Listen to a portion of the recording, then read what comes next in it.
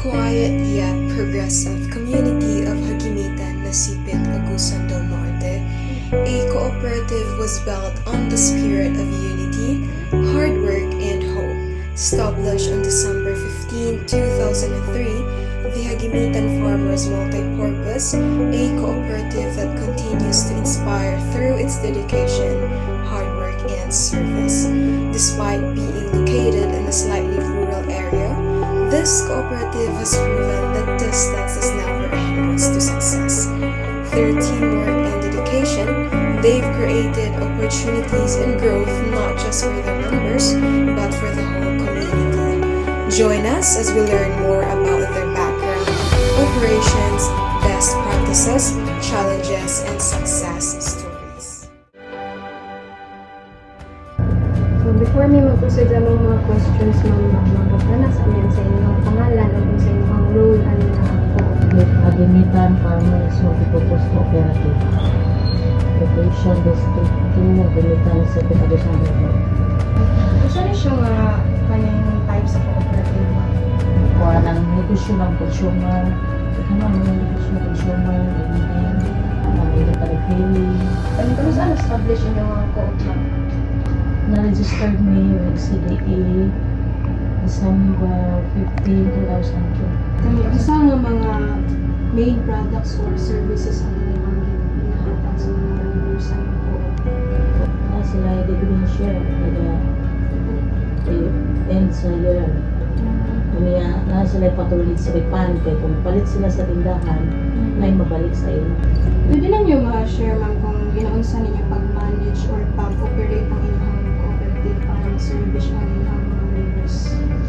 Naituan naman namin dali mga board na sila natin mga balaod ang tulong din na honesty kinana natin ito ako parang naturuan ko sa mga mundo. Unsa ang mga successful practices or strategies ang inyong ginahimo para magpadayon ang kalambuan o growth sa inyong mga cooperative? Implement mga balaod mga kay i-implementan na kailangan kinala nakadokument kung ordinances na ng ordinance. Kana siya ng mga balaod o goals mo, sunod po siya.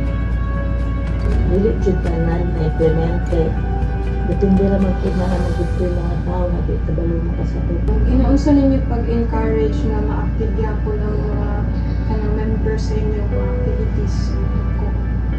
Pina-encourage sila po ni kay kung wala ko'y nag-stand na para PO man siya, people organization man yapon siya.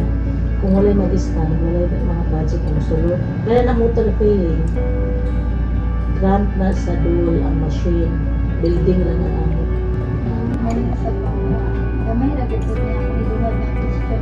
Ang sa nga, kaning challenges ang kaning di-face, di ba may nag-o-op? Ano yun, challenge yun niya ito kay kato nga time wala pa may CCTV. Ito na challenge nito ang CCTV. Mga FPS at tulogi yun. Kung giunsa ni ko, kaning overcome kaning paglampas anang nga challenges din mo. Hinahinay lagi o alam po nga tuwing nga wala din niya nakahina.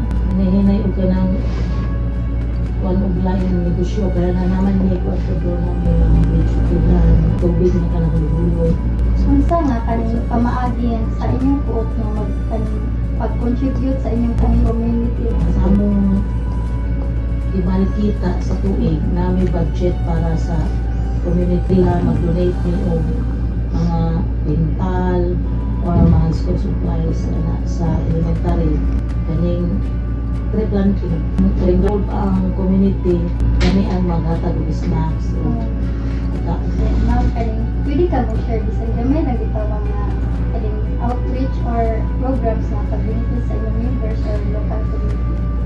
sa pagkataro nangamag yun sa community kanang sa eskwelahan habang niya dire po na yung mag-solicit nga mga basketball player na mga uniform mga tagli ginagawa. Nangod may mga outreach program na kanang makabenefit sa inyong mga member. Mga December kanang anniversary mga ka ng mga giveaways mga bukas Last na siya ma'am po.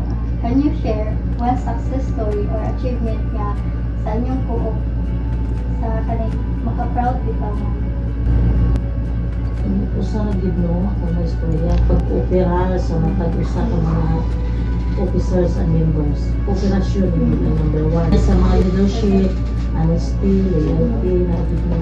Para sa inyo, mamanga siya ako ng pinaka-greatest na success na Operasyon. achievement sa inyo. Last lang na question, ma'am, no? Gusto inyong mahatag na advice para sa mga estudyante or young entrepreneurs na gusto mag-appel o magbuhat o ginapanggaling ng therapy? Ang pagpagawin mo upo, bisan mo na mag-start sa itong gawin. Atong ibutan sa mga na walay mo asinso kung nanabaho. Inalay mag-negosyo mo. Samantala kung maestra ka, nag-negosyo po ka ginagmay, na kadadlaw na imusakan mo, kung pure agad ka pa nabaho, wala di asinso sa atong kanila.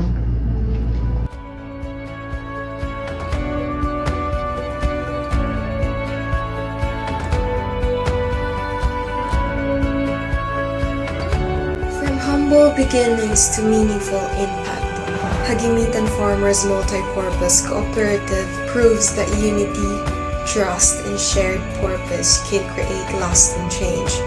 Truly, cooperatives are not just about business, they are about building communities and changing